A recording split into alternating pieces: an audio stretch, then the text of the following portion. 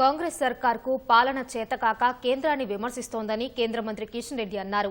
10 ఏళ్లుగా కేసీఆర్ వ్యవహరించినట్లుగానే ముఖ్యమంత్రి రేవంత్ రెడ్డి కూడా అదే బాటలో వెళ్తున్నారని ధ్వజమెత్తారు.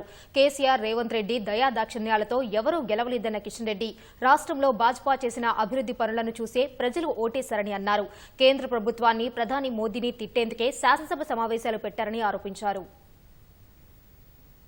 రేవంత్ రెడ్డి గారు అదేవిధంగా వారితో పల్లవి కలుపుతున్నటువంటి టీఆర్ఎస్ పార్టీ నాయకులు రాష్ట్రానికి కేంద్రం ఏమిచ్చింది అనే విధంగా మాట్లాడుతున్నారు. ఈరోజు శాసనసభను పూర్తిగా కేంద్ర ప్రభుత్వాన్ని తిట్టడం కోసము, నరేంద్ర మోడీ గారిని విమర్శించడం కోసము, తమ బాధ్యతల నుంచి, తమ వైఫల్యాల నుంచి తప్పించుకునేటువంటి ప్రయత్నంలో భాగంగా ఈరోజు చర్చ చేయడము, తీర్మానం చేయడము, కేంద్ర ప్రభుత్వాన్ని బ్లాక్మెయిల్ చేయడము ఈరోజు మనం చూస్తా ఉన్నాము.